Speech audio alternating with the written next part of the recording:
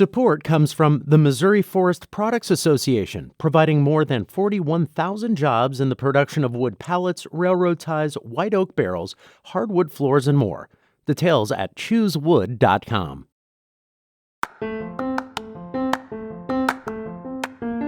No reaction whatsoever. Is that within the realm of normal? Despite the fact that some people had symptoms and some people did not, we still saw the 95-94% efficacy. He says, what is the best vaccine to have? If people do have a choice beyond just the choice of, hey, go get vaccinated, would you recommend one of these over the others? I'd say whatever vaccine is available to you the earliest is the best one for you. I'm Sarah Fensky. This is St. Louis on the Air. And before we move on, I want to remind you that the biggest source of St. Louis Public Radio's funding comes from listeners like you. Because you value what you hear on St. Louis on the Air, donate today. Go to stlpr.org/donate. That's stlpr.org/donate.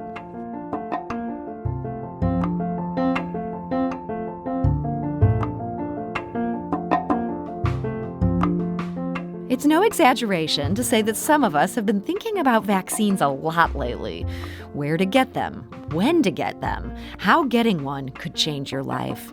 Now, maybe you've gotten one and you're still thinking about it. Is the fact you're tired today related to the vaccine? And when is it fully effective anyway? We all have questions. So who better to join us today than a vaccine expert? Dr. Dan Hoft is an infectious disease physician at St. Louis University's Center for Vaccine Development. That is one of just 10 elite vaccine treatment and evaluation units in the nation, funded by the National Institutes of Health. And he joins us today to answer my questions and yours. So, Dr. Hoft, welcome. Thank you very much, Sarah. It's a pleasure to be here. So, Dr. Hoft, I understand that this Center for Vaccine Development at SLU ran clinical trials for both Moderna and Johnson & Johnson. What goes into that? A lot of work. We here at St. Louis University have been a vaccine center for almost 30 years now. We've conducted about 300 vaccine trials in that time. We brought in lots of NIH awards to fund the work.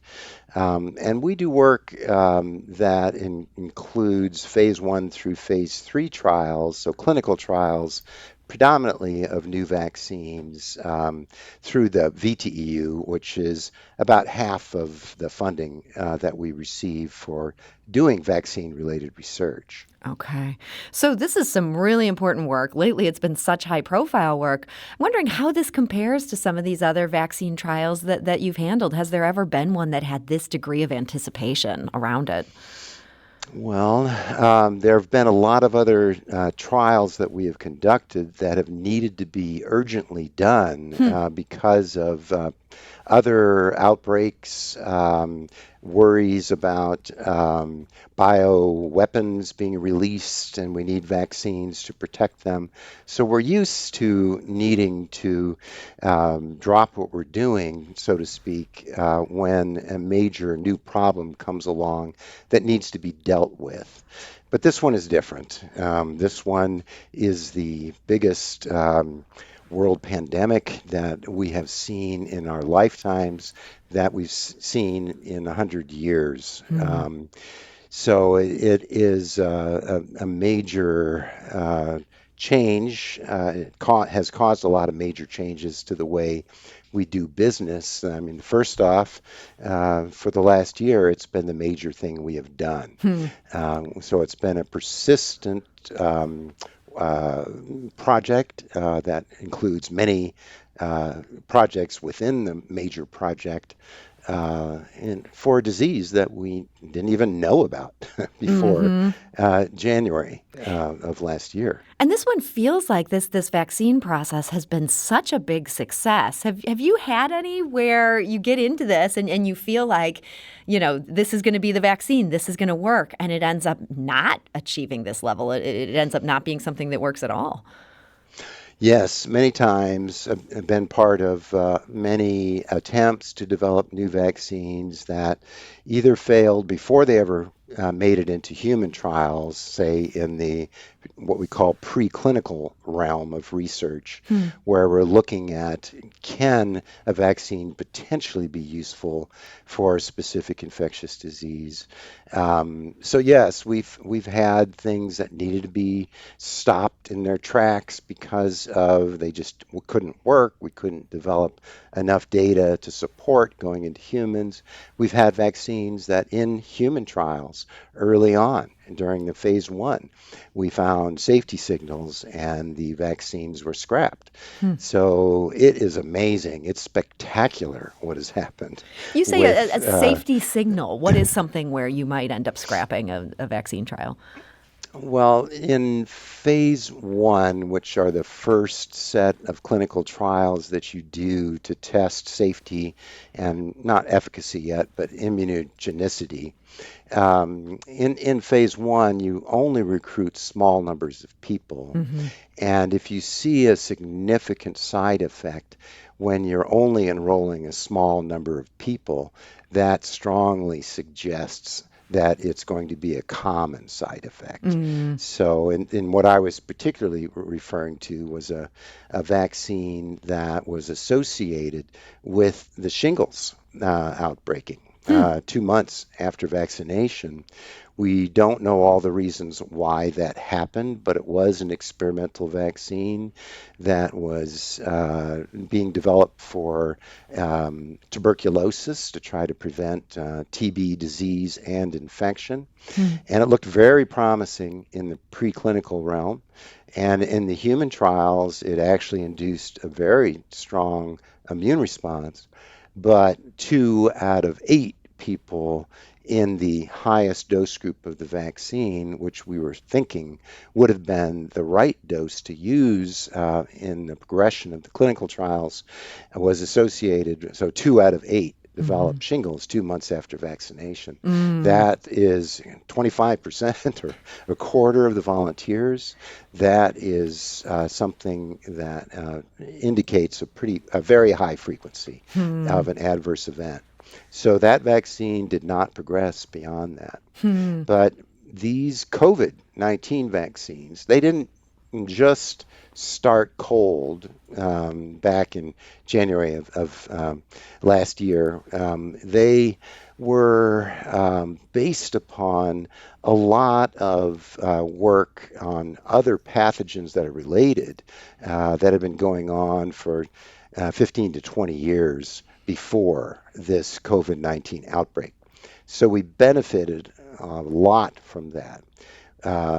We knew that other coronaviruses utilized the spike protein to bind to cells in people to initiate infection. So we already suspected that, more or less knew that that was how SARS-CoV-2 would also be acting. So we could very quickly hone in on what the actual most important antigen was to use to try to induce the neutralizing antibody responses. There was also a lot of work done over 20 years before this outbreak looking at nucleic acid vaccines. Initially, it was DNA vaccines that looked very promising, but they didn't translate well into humans. They worked very well in mice, but that's not where we want to protect people. We need to get them to work Much less of a priority to get those mice inoculated. Yes. So that was a disappointment for human vaccinologists that they didn't work so well because there are a lot of features that were advantageous, such as being very stable, easy to make, cheap. But they, again, like I said, didn't translate into humans well. The mRNA vaccines, on the other hand, became of interest because of those problems with the DNA vaccines. And people had already made vaccines with RNA, mostly in the preclinical realm, so studies in animals, but also there had been some human trials. So it was just at the right timing for this technology be tested, and it had even more benefits than the DNA vaccines for rapid rollout. So those two things were the background for how we could go so fast with developing vaccines for COVID-19, that we had all this pre-existing research that told us a lot about coronaviruses and told us a lot about new platforms for vaccine development. But also just the world was threatened. It still is, but with the whole world being threatened, people have stood up and banded together, and governments have spent incredible amounts of funding that have made it possible to do things like decrease the risk for industry. Companies that make vaccines, they would be very hesitant, usually, to spend a lot of time, pretty much all their time, on one vaccine program unless there was some de-risking, so to speak. And the $10 billion, for example, that the U.S. government provided for the Warp Speed project was unprecedented in terms of providing funding to de-risk companies and make all of this happen very fast. Another thing is that this became the number one priority, and that's for everyone, including the regulatory authorities. They are doing everything they can to, when it's related to COVID, that's what they're focusing on. That has to have the shortest timeline. And there's been no cutting of corners in terms of safety, but we used to and normally would do all of the steps from, I won't break it down to the minutia, but from the preclinical realm before you get to humans, and then from phase 1 through phase 2, more subjects, phase 3, even more subjects, to really look at rare safety events as well as efficacy. Does it work? Does the vaccine work? All of those could be overlapped in this process because of the perceived emergency to get this work underway. So all of that was critically important for this spectacular success of just getting vaccines designed, tested in animals, and into phase 1 through phase 3. What's even more spectacular is the first two hit 94, 95% protection levels, which is not that common, certainly for your first or second attempt. Yeah, I mean, these seem like just extraordinary feats of science, both that so many have been able to get to this point so quickly, and also these rates that they're showing here. I mean, is this almost a surprise even within your world? Yes, we did not anticipate that the first vaccines would have such, as I've said a couple times now, spectacular success. We're very happy about it. We are too. Yeah, I mean, it's great for the whole world. Yeah, it's based upon a lot of work that happened before we ever heard of SARS-CoV-2, but there still were major risks to these vaccines not working. Yeah. So everybody banded together, put their best foot forward, best feet forward, and committed to focusing on this world problem. And I'm in awe of how much people came together for this effort. We need to keep doing that. We need to keep working together to have the best impact on overcoming this pandemic for the long term. And we are going to talk to people with their questions in hopes of getting them on board for what this is all going to take, because as you say, we need to continue to come together on this one. And we will be back shortly to continue this conversation with Dr. Dan Hoft. This is St. Louis on the Air on St. Louis Public Radio, 90.7 KWMU.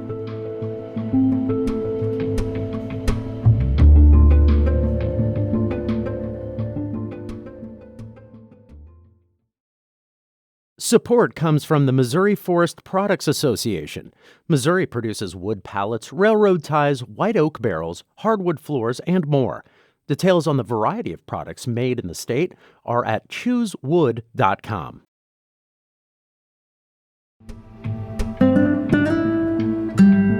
Welcome back. Today we are talking vaccines with Dr. Dan Hoft. He's an infectious disease physician at St. Louis University's Center for Vaccine Development. Dr. Hoft, I think let's get right at it. We have a lot of people with questions for you, and I want to jump right in. So let's go to the phone lines. Jim is calling from Bridgeton. Jim, hi. You're on St. Louis on the Air. Yes, good afternoon. Thank you for taking my call. I have a real quick comment and then a question for your guest. I'm in the WashU vaccine trial, and it's been an excellent experience. I was unblinded last week and got the J&J vaccine shot because I was in the placebo group. Good for you. There's still trials going on, so I would urge anyone to get up off the couch and sign up for a trial. It's a very enlightening and interesting experience. Well, that's great to hear. And Jim, you said you also had a question. Yes. Last spring, I got the first shot of the Shingrix 2-part shingles vaccine, and then later on in the year I had to get the second part, and at the same time the flu vaccine had just come out, so foolishly I said, give me a shot in each arm, so I get them both at the same time. And they said, well, we don't recommend it, and I insisted. I said, really, it would help me out a lot with my schedule. I'm busy and all that. And that was 10 o'clock in the morning. By 6 o'clock in the evening, I was shivering under a blanket on my couch, and by midnight I was vomiting, and the next day I felt like 9 yards of death. And a day later, I was fine. But I was just curious if your guest could comment on why getting two vaccines together could have caused such a reaction. Jim, thank you for that. And I think the moral of the story is when they tell you not to do something, maybe you should listen. But Dr. Hoft, I'll let you address that. That's not a good idea. Well, first off, the Shingrix vaccine is more reactogenic than most of the vaccines that we use. It was demonstrated to be safe and tolerable, but it does usually cause some more arm pain or other associated symptoms. When you get multiple vaccinations at once, it's doubly challenging your immune response. Most of the side effects that normally happen with the vaccine are actually a sign that the vaccine is working. It's inducing an immune response. You have a little bit of inflammatory response that can cause some symptoms, but it lasts just for a short period of time, usually less than a day or a couple days. If you get two vaccines, of course, then it's potentially double trouble, and you could be inducing too much of the inflammatory response, which may have increased your risks of having the symptoms that you had. Well, Jim, thank you for that call and also for touting the vaccine trials there. We do want to mention if anyone is interested in enrolling in a vaccine trial or learning more about the SLU Center for Vaccine Development, you can visit vaccine.slu.edu and complete the questionnaire there. Again, that's vaccine.slu.edu. You can also call 314-977-6333. Again, that's 314-977-6333. Let's go back to the phone lines. John is calling from St. Louis with, I think, a very relevant question here. John, hi, you're on St. Louis on the Air. Hi there. Thanks for taking the call. So perhaps a naive question. As you had just said, if you get a reaction, that just shows your system's antibodies are kicking in, and that's a good sign.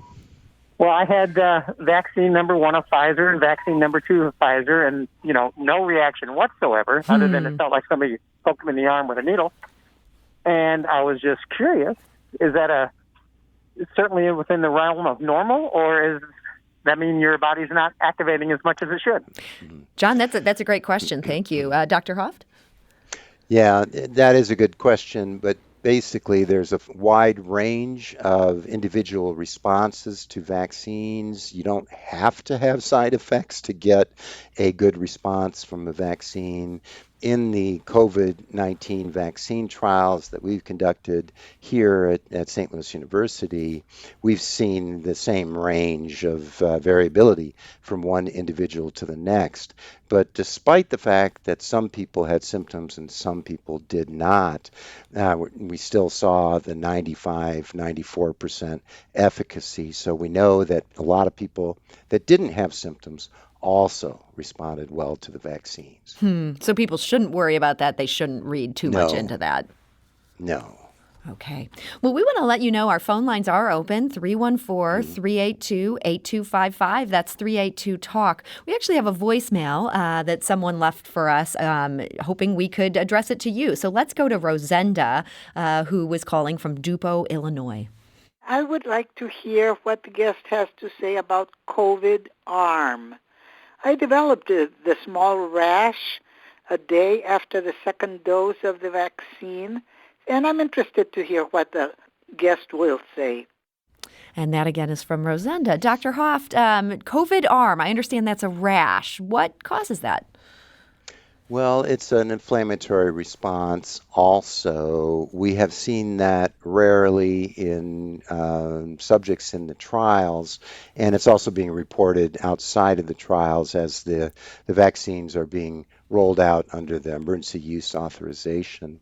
We don't know exactly what causes it, but it has not led to any major chronic problems. I would assume that your guest had a rash like that persisted for maybe a few days or maybe a little bit longer, but eventually has cleared because that's what we have seen with many other people that have described this. We haven't seen that many here at St. Louis University, but we are engaged with a network that's including up to 100 sites for each vaccine trial. So we have a lot of experience across the whole network. So those reactions have been seen, but they have not been associated with either any long-term significant problem or any indication that there's an extra benefit or not as good of a response. So it's just something that we've seen. Dr. Hoft, one thing I keep hearing is that everybody who's getting that COVID arm, and that people who frankly seem to be having the most intense reactions to the vaccination process are all people getting the Moderna one. Is there any reason why one vaccine would be more likely to give that or give people a stronger physical reaction than the others? Well, that's funny that you say that, Sarah. I have seen, not directly myself because we haven't studied all the vaccines, but I certainly have seen similar reactogenicity being reported for both Moderna and the Pfizer vaccine. So, but there is a possibility that the vaccines are not identical. Those two RNA vaccines have slightly different sequences they're using for the vector itself, the delivery part of the RNA, and the lipid components that are the lipid encapsulating part, the surface basically of the vaccine, are a little bit different from one vaccine to another. So it's possible that somebody could have a different allergic response, for example, to one of the unique components, and that could be different between the vaccines. But we haven't seen an overall major difference between. Well, that vaccines. actually leads right into a question that we got, I believe, via Facebook. This is from John. He says, what is the best vaccine to have? If people do have a choice beyond just the choice of, hey, go get vaccinated, would you recommend one of these over the others? I'd say whatever vaccine is available to you the earliest is the best one for you. So, because they all all work? are shown to be safe. They all work, and the earlier we get people vaccinated, the better. The earlier we can get back to sort of normal life and economic conditions. So whatever's available, go for it. So I got to ask a follow-up question there. There's been a source of great controversy between my husband and myself. He is convinced that the J&J vaccine does not work as well as the other two. And I have tried to argue with him that I feel like there's a good body of evidence that that's not necessarily the case. Will you help settle this marital dispute here? No, well, Sarah, that's risky for me to try. I might cut your mic. I'm kidding. Yeah. Well, maybe I just shouldn't really go there, but the best answer I probably can give is that some of the numbers may make it look like some of the vaccines might not work quite as well, but the pandemic itself has been changing since we've been doing the vaccine trials. The virus is mutating, and we've seen new viral variants emerging from South Africa, UK, Brazil, New York City, California, that are concerning because they are mutating in a way that they could potentially escape the immune responses that we're inducing with vaccines. But to your point, the mRNA vaccines that had a higher overall efficacy were tested early before there were any variants, and pretty much all in the U.S., or not all, but more so. Whereas with the J&J, that got a little later start and was heavily being tested in places like South Africa. So it may have been a bigger challenge for the vaccine, even if it induced just as strong an immune response as the Pfizer and Moderna vaccines, because of these new viral variants that are popping up.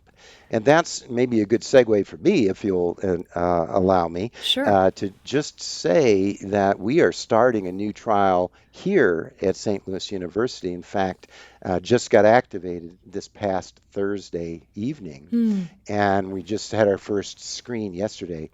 We're working with a company called Gritstone Oncology, and the NIH, our VTEU network, is funding this trial. Basically, it's a combination of vaccines. It's an adenovirus vaccine like the J&J, and it's a self-amplifying mRNA vaccine like the Moderna vaccine, used in a prime boost combination and taking parts of the virus from places other than that receptor binding domain that's key for the neutralizing antibodies to target and prevent the virus from infecting.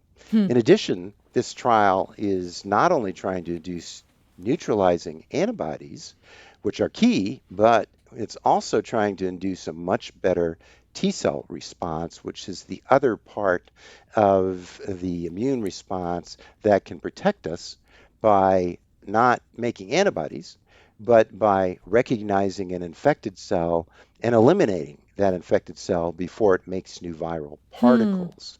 So that is like a 1-2 punch. You got two immune responses for one, and that might work better. In addition, there are sequences from all across the SARS-CoV-2 virus, and that helps protect against immune escape that we're worried about from these variants, because it's almost impossible for a virus to mutate in many places all at once to cause all of the parts of the vaccine to no longer induce a protective immune response. So this is a trial we've started. If people are interested, we're screening for it right now. And I'd urge them to call the 977-6333 number that you already mentioned. Okay, we'll also make sure to get that on our website in hopes of getting more people signed up for that. That seems so hopeful. We do have a ton of people with questions. Let's get back to the phone lines. Carlotta is calling from Ferguson. Carlotta, hi, you're on St. Louis on the Air. Hi. I actually had a couple of questions. First of all, I had the Pfizer vaccine, and I experienced some pretty major reaction after my first shot, but I'd also had COVID, and I wondered if it's common for people to experience more of a reaction after their first shot if they've had COVID. That's a great question. Dr. Huff? Yes, that's a very good question. Actually, yes, there are studies now that show, first, that it's safe to have had COVID-19 in the past and then get vaccinated, but that you actually benefit from having had the infection and getting over it because you have a starting point for your immune response. The first dose of the vaccine will be able to induce a memory response, we call it, that's recalled from what was primed by the infection itself.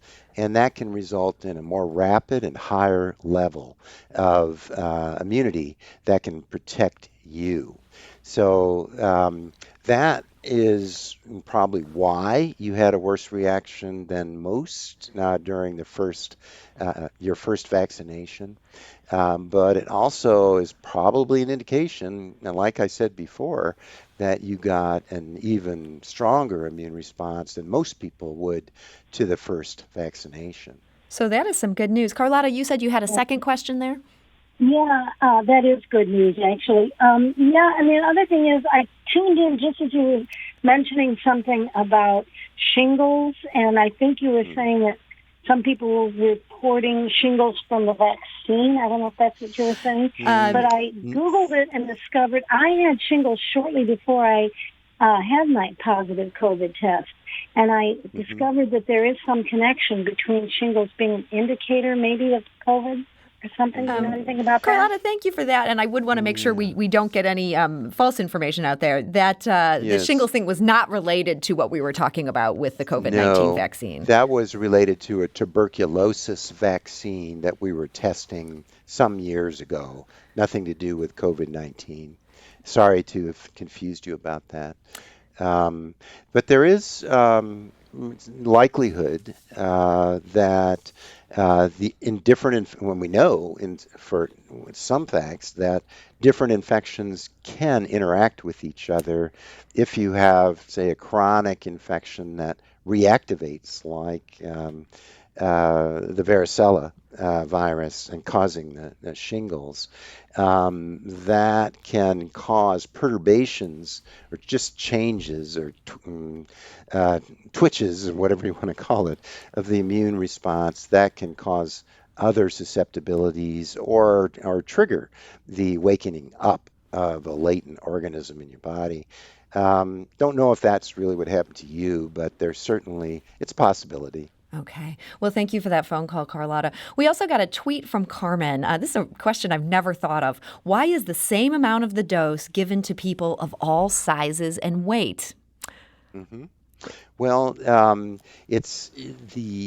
talking about the RNA vaccines, or are you talking about all of the vaccines? Good. Let's talk about the RNA vaccine since we only have about a minute here to go. Okay. Well, you're not actually inducing the immune response directly with the RNA. The RNA is made into protein by your own body's cells. And it's the protein that's made that stimulates the immune response. So there's somewhat of a relationship between the amount of RNA you give and the amount of antigen that's made, but it's not always kind of a one-to-one relationship. So that can maybe help explain why the same dose can work. That is the perfect 30-second answer to that question, which is unfortunately all we had and so all we need. But Dr. Dan Hoft, you've been great about answering these questions today. I want to thank you so much for joining us and being ready for anything that came at you. Well, thank you very much, Sarah. I enjoyed being here and appreciate people's interest. And we do want to remind people, if you're interested in being a part of that trial that's now beginning at SLU, we'll get that information on our website. We'll also get that out on Twitter. That's at STL On Air.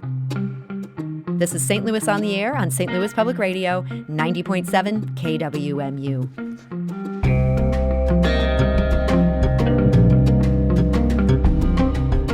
If you learned something new from today's episode, consider leaving us a review and rating on Apple Podcasts on the App Store. It's the easiest way to help people discover our show. We appreciate it. Thank you.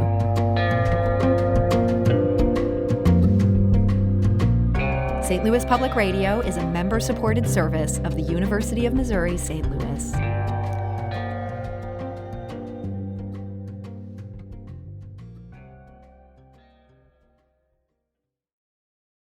Support comes from the Missouri Forest Products Association, providing more than 41,000 jobs in the production of wood pallets, railroad ties, white oak barrels, hardwood floors, and more. Details at choosewood.com.